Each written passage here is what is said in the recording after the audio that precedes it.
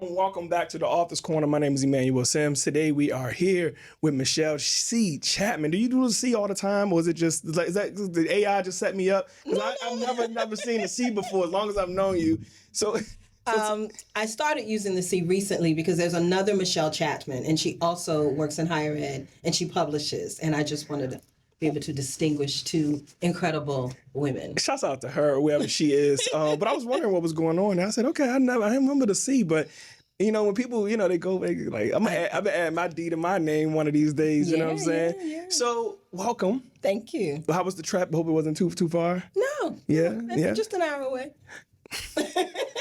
I don't know if that was just an hour. I hope so. We're gonna try to make it worth it. Everybody, this amazing woman here. I don't know if you remember. I'm gonna just dig a little bit. You worked at the University of the District of Columbia when I met you. Are you still there? Still there. Okay, cool. Look, I got some other stuff from a fellow person that's there. We're gonna shout them out too. Amazing author. You probably know her. But so, how many years have you been at UDC? That's okay. You ain't gotta tell me. I'm sorry. No. Okay, hold on. She's like, that's a personal question, sir. It's a loaded question. Okay. It's a layered question because I'm an alum of the University of the District of Columbia. What? You didn't know that? Yeah, I graduated from UDC in 1993. Hey, no, I'm sorry. Watch yourself. I'm so sorry. And then no, I was saying that because that's a good year. It was a good year. Okay, it was. And then I worked as an adjunct for several years between roughly 98 and 2000 something. Okay. And then I came on as full-time faculty around 2012. Wow. So it's been a long relationship with UDC. The reason why I'm not like surprised, but I'm also going to take a second and point on it. Thank you so much, because a fellow Firebird saw the Firebird in us and me and created opportunities, not just being a teacher, I don't think you never did a class that I was actually in. I don't think so. No, I was never in any of your classes, but I would always meet her in passing. And she would have these workshops and these things that were about mindfulness and meditation and things that nobody was doing. And you gave me an opportunity to speak to your students on creating opportunities, right? Because I was like, well, don't you want to talk to these kids? I don't know what to talk about. But then I sat and the opportunity itself gave me a chance to think, well, what can I tell these people? And I told them about the opportunities that present themselves to you, the opportunities that are just, typically there, and then the opportunities you go get and create for yourself, kind of like this situation we have here. And when I saw you with your book, I was just so excited. And I was like, okay, I already have a platform for authors. I need to get you here.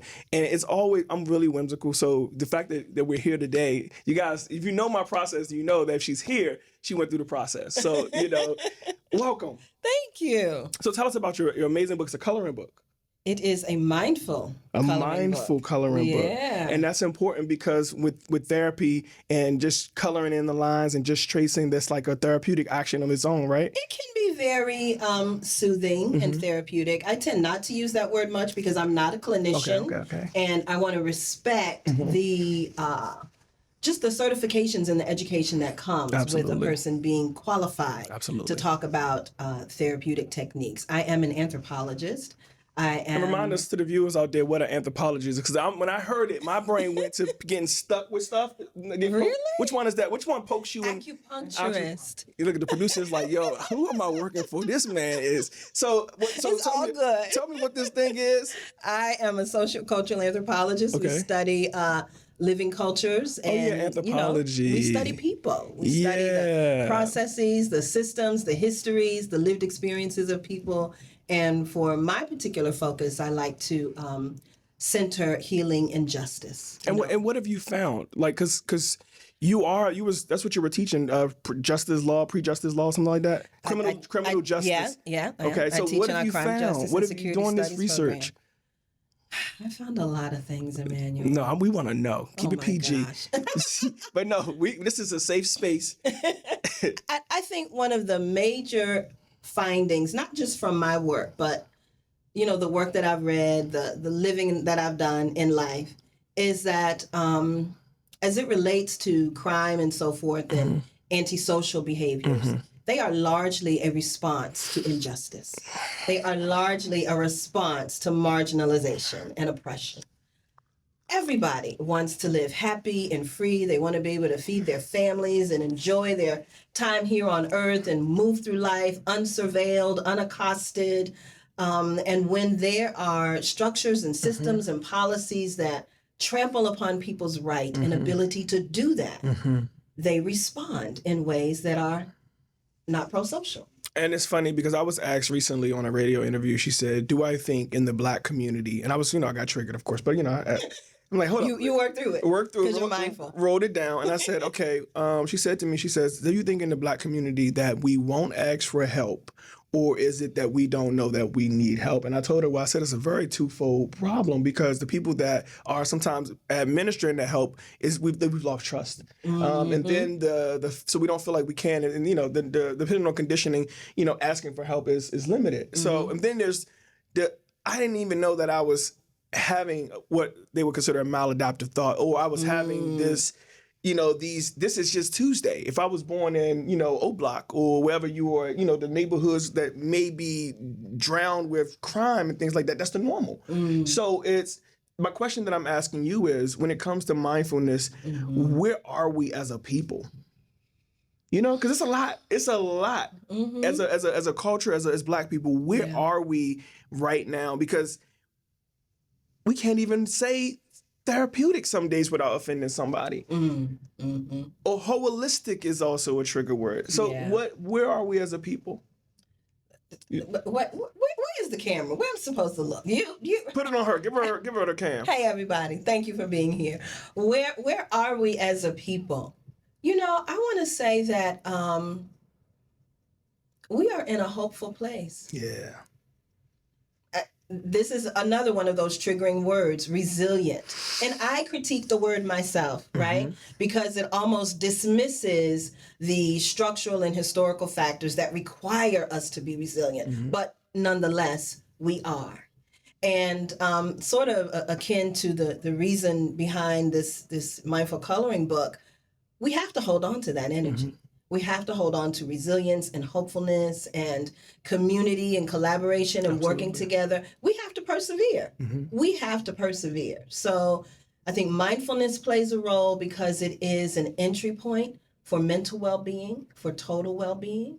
It is an invitation to pay attention to ourselves, to practice compassion for ourselves and with one another in community. It's why is that? I'm sorry. I got to dive in there. Why is that compassion for yourself so important to the viewer? Why is that important? In one sense, it's important because almost all of us are our own worst critic, right? And I would bet you that about 89.8% of your audience grew up in a household where their parent was just really pushing them to be the best. And we all grew up, I would say, with that adage, you have to work twice as hard to be seen as half as good. Not to be half as good, but to be seen as half as good. And that puts a kind of pressure on you, emotionally, psychologically, I would even say spiritually, that doesn't always serve us. Absolutely. And we end up beating ourselves up, not embracing the fact that life is a journey. It is a series of mistakes and falling down and trying again. It's a discovery process. Absolutely. So without that lens of compassion with which to approach the experience of life, we could actually be doing ourselves a great disservice. Come on, somebody. And in that disservice, how are we going to recognize it? And I know, there's products. I know that there's medicine. I know that there's helpers. But as we look into this book, who is this book for? Tell us, the listener out there that's going to transition from conditioning to transitioning. Oh, snap. Write that one down. Transitioning out of conditioning. Lord Jesus, he on fire. That might be 2 titles coming soon. I don't know, but it's always been this way, as long as I've known him. I can't help it. So, oh Lord, I read it. You gave me a squirrel moment. Now, all the memories of walking down the hall at UDC, that the 4th floor in building 41. Yes. And it's just like, I could just see it. I could almost smell and see the vending machines, you know what I'm saying? Like, so when you said it's been this way since I've known them, it just took me straight back to going up. And I wish I valued school more at the time. I wish, and I took education kind of serious, right? But I wish I knew the resource that I had at my fingertips. And took advantage of it a little bit sooner because this lady right here, are you familiar with Miss Rebecca Bankhead? Yes, she runs the 4-H youth program. Well, she used to. She gave me my first job at the 4-H youth program. So yeah, also just wanted to I just love that school. The school that poured into me changed my entire life. I just had to get a little plug to Miss Bankhead because you don't realize what wealth of knowledge that you have when you're at university. You don't realize that these people was also students at this same school. And I didn't know that. I didn't realize that until you just said it, but it made sense because your compassion, you knew, you're kind of thinking, your proactiveness on, okay, I don't know if she was doing this on purpose or she just needs someone to babysit her students. I don't know. No, he didn't. No, I don't know, but I was down and I got so much for it. And it's so many makes it so small, but I'm a public speaker and I've always wanted to be a public speaker. You have. And I was not going to do it. And if no one would have asked me to do it, and that's why I felt like, why I'm telling these kids, but it's like, yo, take the opportunity and then create another opportunity. So who is this book for? Who is this? It says Dream Sis. Dream Sis. And mindful coloring we got some for and the bros, activity. Though, right? It's in process. Okay, all right, cool, cool. Rest Bro is coming out soon. So yes, you like it. I want in. Look, where's my pocketbook? Where's my wallet? Let's get Dream Sis and Rest Bro, yes. So this book I initially created it for Black women, for women of color. And I started this process around December of last year, 2024. Almost to soothe myself. I was very disappointed, very angry at the presidential election results. And I was just feeling really low and angry and discouraged, quite frankly. Understood. Discouraged. I've taught for a long time. I've been a professional for a long time. I'm pursuing some entrepreneurial endeavors right now. And I Congrats felt on like, thank you. And I felt like, I just couldn't allow myself to give up on myself because of the results of the election.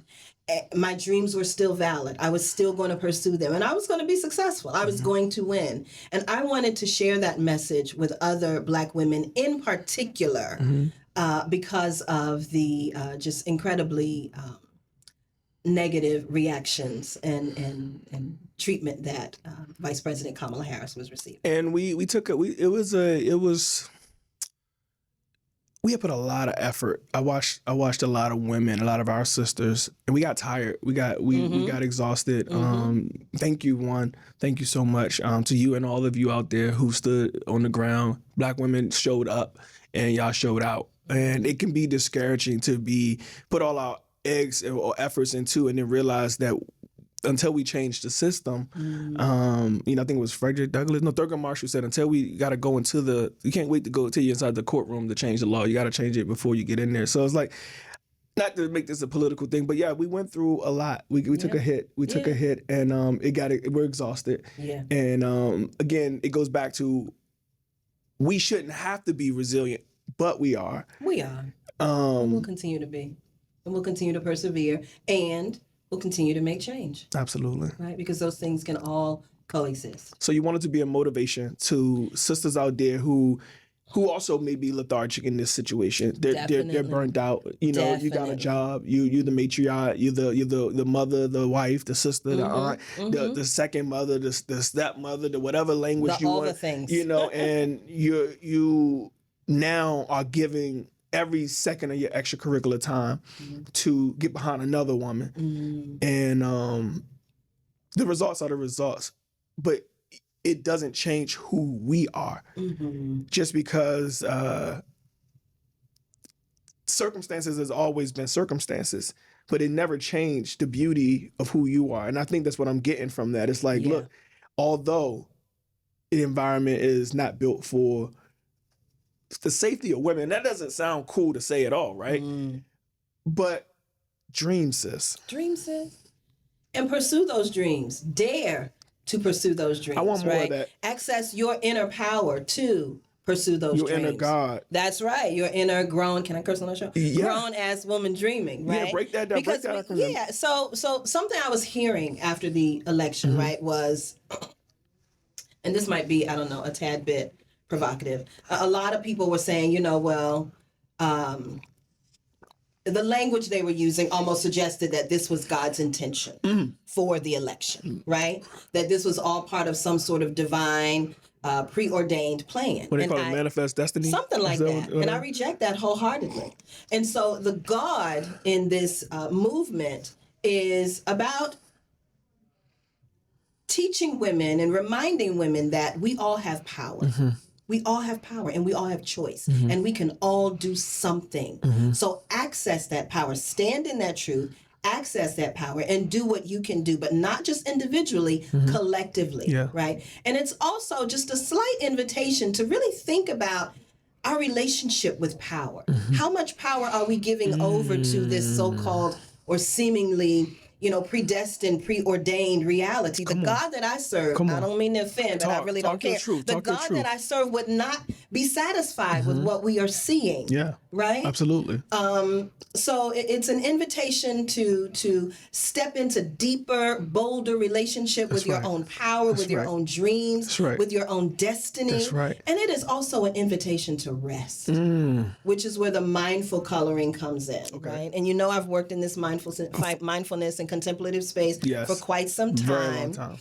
This book also allows us to expand the frame of mindfulness. We often think about it as, sitting quietly, meditating, being quiet, and those are definitely mindful. Those are ways to be mindful. But when we think about Black culture, African American culture, you can be mindful and also be busy. You can be mindful as you're having a conversation with your elder, with your lover. You can be mindful as you color, as you cook. You can be mindful as you garden, as you crochet. My mother crocheted every day of her life. It was her mindfulness practice. Wow. And so this book is also about presenting more culturally affirming tools to help us access our healing, our joy, and our dreaming. And you should see the reaction of sisters when they pick up this book. Just the sister who came to get me out of my green room, that's another conversation.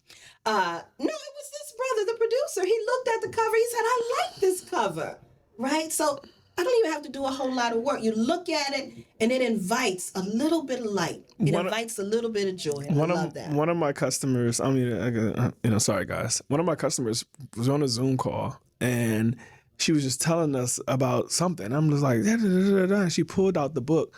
I said, hey, I know her. And I was like, yo, you famous. Like, and do you know Tony? Last name? I don't know. No, don't. Oh, God. A sister? A sister. Tony Tomlin? Tony Tomlin. Yes. Tony Tomlin. Don't do me like that, Tony. I love you. I love you, Tony. And when she pulled the book, I was like, yo. Okay. And what it hit me was that sister is dreaming. She's doing great things. When I met her, she was telling me about the different shops and the different things. And I'm like, yo, Black women be building. All the time. I don't do all that, but yeah.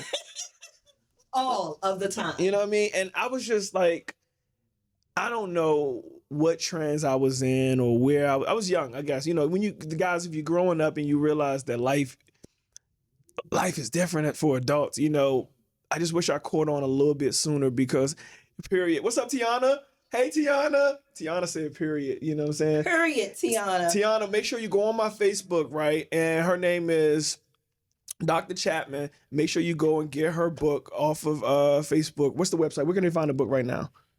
If you follow me on Instagram, in my bio is the link where you can get the book. Follow the God Movement on Instagram. Tell them, so because we also doing radio. So spell it out so that they can know what's going on. Let me spell it out. I'm listening to my teacher. It is the God Movement, GAWD MOVEMENT.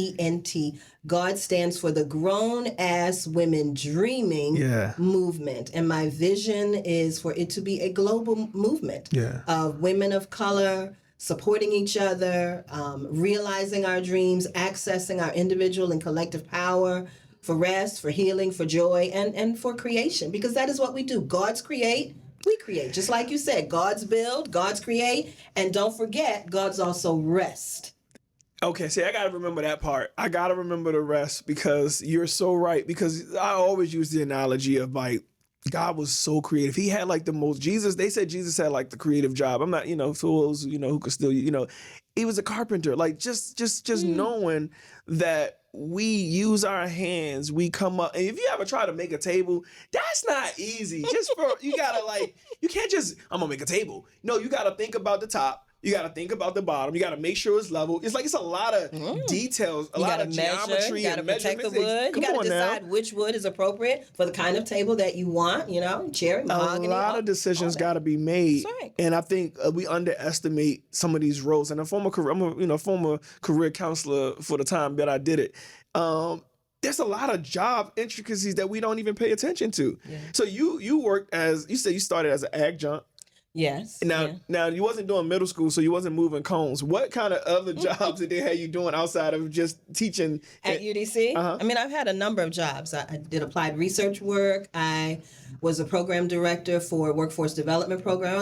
I worked for the Howard University Center for Urban Progress, which was an applied research center. So we did technical assistance and applied research around issues involving affecting families. For a second, I drew a blank. I was like, who the hell? What's the Howard University? But oh my, don't do me like that. Listen, I was like, what in the world? I'm like, what? Like, it's when she said it. Why does that sound familiar? Howard University. We are UDC centric. Like, Howard University. We UDC centric, baby. Firebirds. Let me stop being shady. So you want HBCU? Let me stop. But no, I'm just kidding. I'm just kidding, y'all. We the oldest HBCU in Washington D.C. The only land grant university. It's still Urban land grant university. And so that's a big deal. And I wear my merit proudly. So they can find the book on the website that we just gave them. Yeah. What are you most proud about at this moment right now? Concerning this book? Or just right anything? now, at this moment right now. Oh my gosh. I am most proud of the fact that one. You need a hand?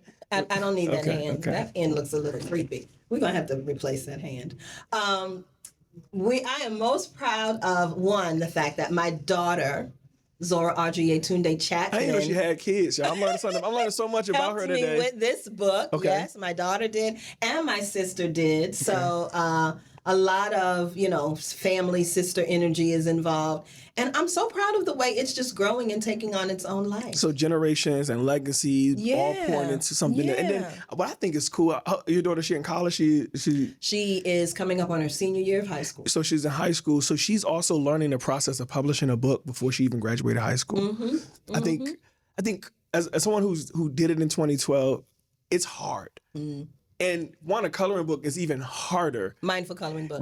Excuse me. Whole different genre. I'm creating a new genre of coloring. Mindful coloring book. Ooh. And you know what? I'm going to make sure that stick. Well, I don't know if it's actually a new genre. I think it is. I'm sure it might. Whatever. We taking over. We taking over one genre at a time. Listen, no, we going to listen. I don't know. We're going to call whatever. What's it called? Mindful coloring. Mindful and coloring book. And activity book. So you're not going to just be able to color. Crayons. What should we use? Crayons, coloring pencils. Like, what is your preferred choice? What's your preferred magic wand? What do you color with? It depends. Sometimes I color with coloring pencils. Sometimes I color with chalk. Sometimes with glitter crayons. Sometimes with markers. Yeah, there are all kinds of tools that you can use. Well, you got my brain just going on 1,000 right now. So I got a lot of questions. So one question is, someone with all of your expertise, all of the things that you've done. And first of all, this episode is, as you know, sponsored by Badass Peach Barbecue Sauce. Sorry, I forgot to say that. But sorry, I got to do that every now and then. You sure do. Thank you for the Badass Barbecue Sauce. Thank you so much. Out of all your accolades, you could have started anywhere with any kind of publication. You could have did a movie. You could have did a documentary. You could have did anything. Why the Mindful Coloring Book? Well, I do have other publications, so it's not my first publication. It's not your first publication. It is not. It's your first Mindful Coloring book. Yes. So do you got some stuff on Amazon at all that I could put on the carousel? I do not have anything on Amazon yet. It's okay. Listen, y'all. Don't. Y'all didn't hear that. Keep going. I have other academic books, book chapters, journal articles, because I'm a scholar. So that's part of the work of being a scholar. Hey, speaking of, my homegirl in the audience, Tiana is in the audience. Tiana, I'm not going to put you on blast. Tiana went to school for writing and some more stuff, right? And you know how you go to school for writing? They make you do books in school, right? Mm-hmm. So can you talk to my sis? And I'm sorry, sis, I love you, but I'm putting you on blast because I'm that type of friend. Just if you don't want me, just reject me, I'm done. Can you give some words of advice to someone who got the experience because you did it as a scholar? You did all this stuff. Mm-hmm. Some of it was assignments. In terms of my writing, Some of it. I mean, I've been writing for a long time. College, undergrad, then graduate school, dissertation. You got to write. Exactly. So your Yeah. first publication, tell me about that. Oh gosh. Well, that's a little difficult. My first publication was before I got my PhD. Tell me more. And it was actually on the psychosocial dimensions of Black women recovering from breast cancer. Okay. It was some research I'd done with the Howard University Center for Urban Progress. I did focus groups as an anthropologist. We did focus groups with Black women from around DC to learn how they were navigating their cancer recovery process, their breast cancer recovery process. And we had some incredible findings from that article, and it was published in, I believe, the Journal of the Black Nurses Association with Rodney Green, who was the executive director of Hugh Cup at that time. So I think that was my first academic publication, and then there have been others in the areas of gentrification, in the areas of Black women in academia and using contemplative practices to support women. I just had published a co-edited volume called Contemplative Practices and Acts of Resistance in Higher Education Narratives Toward Wholeness. That was published by Routledge with my co-editors Lee Ray Costa, who's at Holland University, and Dr. David W. Robinson Morris, who used to be at Xavier. She gave me a lot, and I'm gonna tell y'all, I want to remember the one. So for my people out there, my clippers, my chat, all my people who do y'all thing, when she said the thing about the breast cancer thing, remind me about that.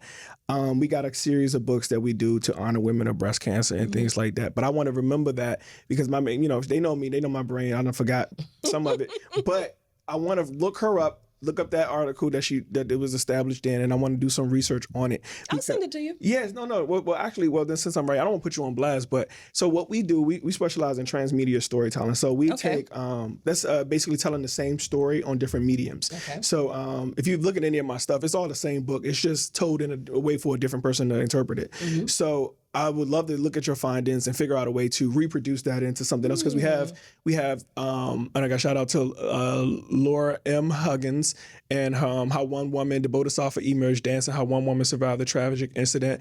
Shouts out to Miss Carmen and her book. She wrote about the 7. I'm messing people up, but I got a lot of people who got breast cancer survival stories, and I didn't realize how much women go through with that. And it's a lot. Yeah. It's a lot. And Black women in particular, right? Our morbidity and mortality from cancer, it's the statistics are out there, right? Yeah. Black women are unfortunately much more likely to be diagnosed with cancer and a very aggressive form of cancer. Mm-hmm. And then there's not the support that Black women need in order to really survive well and to thrive well. And then there's very limited research and resources for other types of cancers, right? And a loved one of mine has just dealt with a lymphoma diagnosis that, thank God, she is... And that's the lymphoma, that's... The lymphatic system, the body's lymphatic system. Yes, connected to that. And there were we couldn't find any resources, right, to support her. So we're grateful that things exist for women with breast cancer,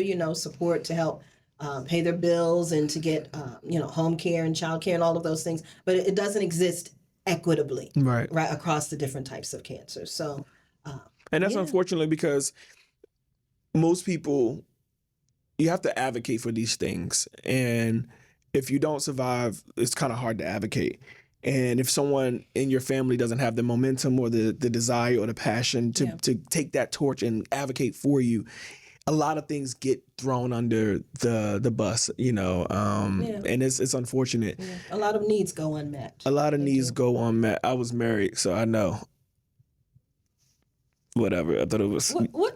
She didn't realize what she was walking into. Oh. No disparity, no self-disparagement. We gotta put some crickets in there. I'm sorry. I want to say a little bit more about what makes this a mindful coloring book. Okay, and I also want you to talk to Tiana, but go ahead. What do you want me to tell Tiana? I want you to tell Tiana to write that book. Write your book, Tiana, because the world needs to hear your story. Your story is unlike anyone else's story. So, Tiana, I want you to write at least 25 minutes a day. Just set a timer on your phone. Put yourself away in a corner in your room, go to the library, get one of those private rooms at the public library, and just write, okay? And I want you to write use the Grammarly or the ChatGPT or whatever as tools after you've done your writing. And there are a lot of different ways that you can write. You can turn on speech notes and you can tell your story and it will transcribe for you. You can, open up an email and do it that way. It's the same technology basically, but write. And I want to share this message actually with everyone who's a student, high school, college. I am very concerned that you all are not developing the skill for writing well. Okay. It is a skill that will carry you through life. The ability to formulate an argument and to produce supporting ideas and concepts. You've got to be able to do that. And you've got to practice it. Writing is a skill that you develop over the course of your academic career. I really feel like a professor right now. So I want you to not be afraid, right? Don't worry about the mistakes or the errors or how it sounds. It is an iterative process, meaning you go back again and again and again. I'll tell you this, you would not guess. I'm going to invite you to guess. Guess how many iterations of this coloring book I had to do until it got to near perfect. Drop a guess in the box real quick. Give me a number. I'll say it's between 1 and 20. Between 1 and 20. It's probably the first 20. 3, I'll give you a copy of Dream Sis. We'll mail it to you, okay? So it is an iterative process. You just keep going back and improving and making it better and rearranging. And don't beat yourself up during the process. It is a discovery. It is a discovery. So do that. So, okay, Tiana, I hope you heard that. All right, message me on Instagram, The God Movement, or Dr._Just Black Joy. That's who I am on Instagram, Dr. Just Black Joy. Man, thank you. The hearts are coming through. Thank you so much. So go ahead and I know you said you want to tell us more about the book, and I appreciate that. I really thank you. Absolutely. Thank you again for having me. This is fun. You said we were going to have fun. I believe it. I'm having fun. Are you having fun, producer? Yes. Okay, the producer's having fun too. All right. So what makes this a mindful coloring book is number one, there are images of Black women doing things that we just enjoy and that invite our deep presence and our ease. There's a Black woman cooking, there's a Black woman praying, a Muslim woman praying, a woman in the garden, just really beautiful images. And I'll talk about the images in just a minute. But there are also worksheets in there and exercises in there where you are invited to rest.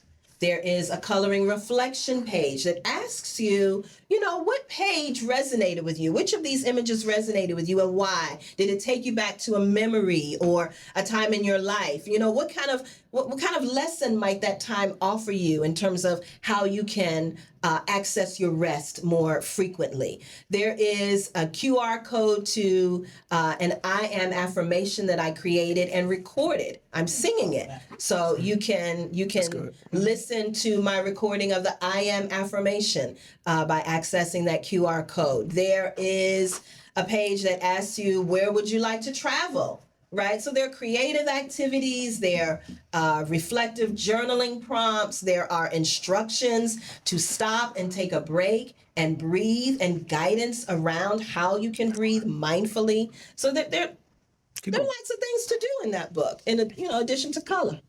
Man, we are so lucky to have just such a tremendous work of art here. Now, I've seen a lot of books, but I've never seen a mindful coloring book with activities.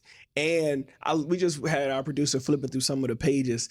Like, there were sisters who had low cuts, lot of hair, afro, Here, look, give it to her. Here, let me let you go. Tell us, you want to go through it, tell a little bit about it? Oh my that camera right there. That one right there. This camera right here. Okay.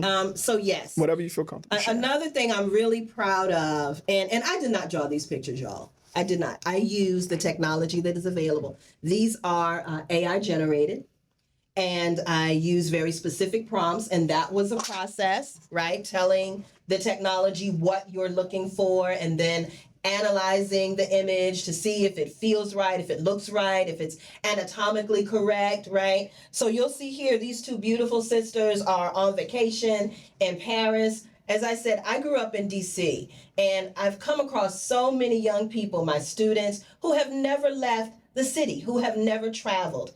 This page is called The World Is Yours.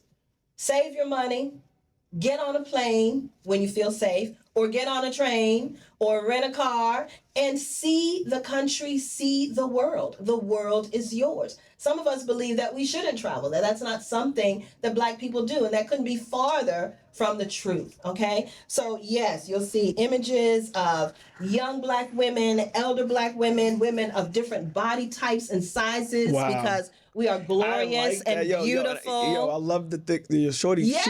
She cute too. Like She's she got like cute, a Jill right? Scott You thing better, going no, on. I'm so glad No, you said not like that, not like that, not You like know in an what? offensive As way. I was generating these images, Okay. I was getting a vibe. This is Jill Scott to me. Oh.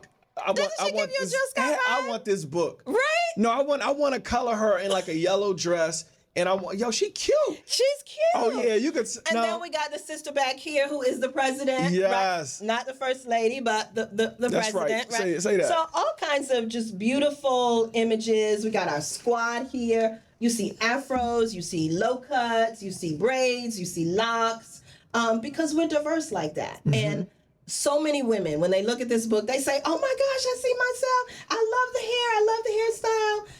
I created this while my niece created this. It's called Yes to Rest. And it's inspired by a bingo board, but not quite a bingo board. Okay, and tell me there more are about just different prompts to help you rest, right? And you check off when you've done something, right? And so some of the exercises are said no to a task or a job.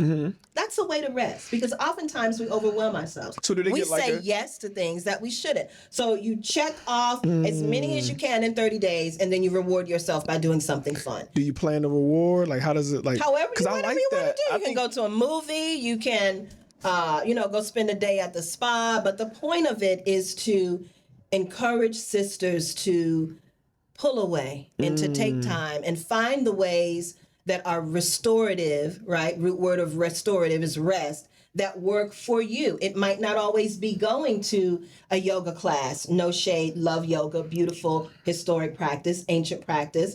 But there are other ways that you can be mindful, other ways you can rest and restore yourself. You can take care of your plants. Sometimes having a good cry is a way to restore yourself, right? Because you need to release all of that emotion. Sat in the dark for 10 minutes, right? Just sitting with your own thoughts. Tiana said that coloring is her happy place. This is beautiful. I love you, Tiana girl. So yeah. Well, I definitely, I'm gonna buy me a copy, and I'm gonna get this. This is gonna be my gift to you, Tiana. No, you don't have to buy your copy, because I got a dream pack for you. I got a gift. What's a dream pack? A dream pack. Oh snap! Whoa! So funny. Go to the Y. A dream pack. So this Wow. dream pack, first of all, this is a beautiful bag. It is very beautiful. Yes, it comes from Ghana. It was made by Create Craft Ghana. They're also on Instagram, createcraft_GH. Okay. They made this bag, and they made this little pouch also. Ooh. So this is a set. You see, I tried to do the Phi Beta Sigma colors. Right? No, I like I know that. what's Yo, up. shouts out to you. Already know what's up. So in your dream pack are some coloring pencils and a little journal, also made by Create Craft, with some Adinkra symbols on it. So you get that, and you also get 2 copies of Dream Set. I got 2. Yes, that's why it's a dream pack. Oh, yo, look. First of all. So there you go. No, first of all, That's yours. You're welcome. I'm sorry. Gonna mess up the set. It's okay. Mwah. No, thank you so much. First of all, y'all, look. First of all, I am not gonna do this. Oh my goodness. No, You're too much. no. All jokes aside, You listen. see the glitter crayons? You No, gotta I try do the glitter see the glitter. They got the pearl crayons. You got the neon crayons. Yeah. And we got the long lasting Yo, oh my God, y'all look. So let me tell you something. I've gotten okay. No, let me rephrase You've that. gotten lovely gifts in the past. No, I've gotten amazing gifts. Yes. This is the first gift on the show. Let me put it like that. Uh-oh. No, and this show has been going for almost a year now. And I just got to get better guests. Let me stop. I'm just playing. Y'all know I love y'all. She came with listen, this Jane. Y'all listen. I'm glad Thank you like it. You're Thank welcome. you so much. So You're listen, welcome. but no, You're oh my welcome. God, I'm out of words. I Listen, see. and y'all know That's unusual. See, you know what? I was That's going to say it, but unusual. she beat me to it. No, it's very unusual. What else do we have in here? Okay, so we also have, so the QR code. So which one? Is it better to go here? I'm sorry. Yeah, that one's better. Okay. Yeah, just put it in there real quick. Take your phone out if you ain't on your phone. Let me help him. We get a little closer up in there. Go ahead and get that. And we will also have it available. So we love Amazon. Amazon, I love you. But we will have this available so that more people can see it. We'll have the links available. No, I appreciate you because we've been talking about it for a minute. And you probably need to use the rocker. And just the fact that you've been so consistent since 93. You understand what I'm saying? You've been consistent since the day I haven't met her in 93, but since the day I met you, you never stopped. You never gave up. You never, I never, like, you may have had some down. You know, we human, right? Oh, yeah. But every time I see you, you happy, you glowing, you shining. You're not worried. Even if you are going through something, we can't tell because you're making everybody around you feel good. You know, so what are you doing? A couple of my last question. What are you doing for yourself right now that's making you glow these days? I think I might be shining a little because it's a little warm. Can I have a napkin? Yeah, my bad. Look, We keep it real up in here. Hey, look, they're mine. Look, they're mine. I got another set after this. I got to stay dry. Look, you see what happened? It's the lights. It's the lights. And I ain't gonna say leave it at that, you know. It's all good. Y'all know we ain't here on the weekends. Cut the A back on. It's all Y'all good. know it's cool downstairs though. I'm just like, yo, you go to these studios, you know, you never know what you're getting into. You walk in, like, what feels so good in here? Yeah. And you get in the podcast studio, you're like, yo, my nigga, it's hot. I'm sorry, excuse my language. You know, but no, absolutely. So Yeah, again, I appreciate the question. I'm doing a lot of things for my wholeness, actually. I'm on summer break, so I'm not teaching this summer. Okay, good. Oftentimes, faculty members teach in the summer or work on research projects. I'm really just kind of taking it easy, working on Dream Sis. I actually do color. I color. I spend time with my family. Okay. I'm traveling in about a week or so, going to New Orleans, one of my favorite cities. Oh, yeah, I love have an New Orleans, amazing making time. me hungry. If anybody's watching in New Orleans, reach out to me on Instagram so we can hook up and have a little Dream Sis session. I'll bring you a coloring book. That's a good idea. You know, and I'm easy. That's a good idea. Yo, New Orleans, tap in, man. Make sure you get this Dream Sis, a mindful coloring book and activity book. Mindful coloring and activity book. You know, I get my syllable. Yeah. It's all good. I got the UDC later, but I went to PG County Public School, so, you know, I got to look at it a couple of times. It's all right. We'll forgive you. But listen, so we here, right? Anything else you want to say to the audience? Anything, any special notes, anything that you want to give them, any nuggets before we go? I would encourage everybody to persevere. These are challenging times, but we have lived through challenging times. Our ancestors have lived through challenging times, right? And nothing lasts forever.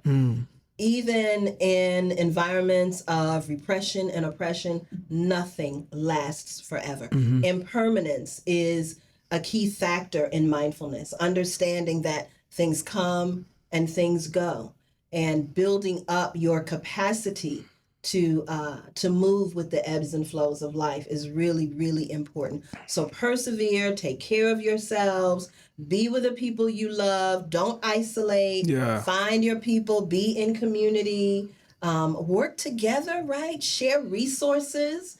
So we can make it through, and let's just keep on fighting and showing up for each other. Man, that's what I'm talking about. Ebb and Flow kicking my ass, just FYI. They've been jumping me. I don't know if it's good. They be saying the Ebb and Flow, but Ebb and Flow is supposed to be good and bad, but it's like, man, it's like... It's not necessarily good and bad. I know, I'm learning that. That's what I'm saying. It ain't good. I'm thinking it should be like, it's just right. They ganging up on me. It's He's like, oh yeah, get them Flow. Ebb like, I'm like, man, hold up. Wait. More subtraction than addition. But no, I'm excited because you did something great, and congratulations to you. Thank you. Thank you for real. Thank you for being the inspiration. Thank you for doing the work. Thank you for being the beacon. Thank you for being, I got a book around here somewhere called The Lighthouse. Thank you for being the lighthouse. I think a lot of people, we underestimate how, and I met you as a kid mentally, no matter how old or what I thought I was, where I was, having good people, positive childhood experiences.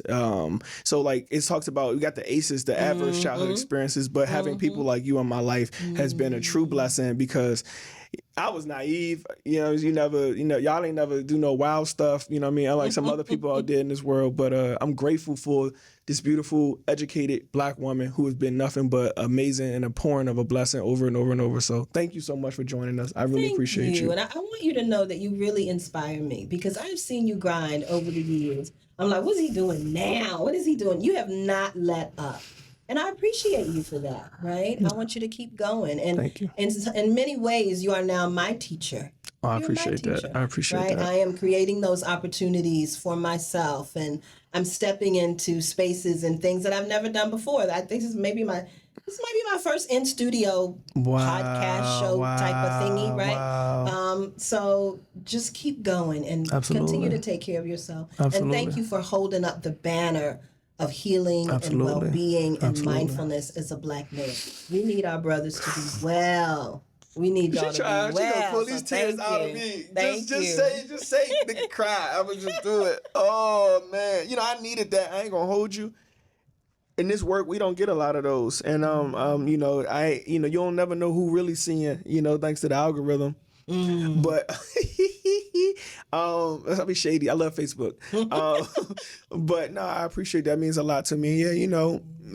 Yeah, I mean, I don't know. I'm not really good with compliments, but I'm gonna take the compliment. I wanted to be somebody I needed growing up, and I had a lot of really, really good examples. And I knew people was corrupt. That was the thing. I knew at a young age that adults was like adults, but it's like it's a lot of good people in this world. Absolutely. Don't live your life wondering if the person is good. Just live your life, and then you'll be able to tell that you're working with a good person or you're not. So if no one told you they love you today, know that God loves you, and so do I. Make it a great day or not. The choice is yours. I'm the drip headmaster himself. Drippity, drippity. Thank you so much. I appreciate you. Likewise.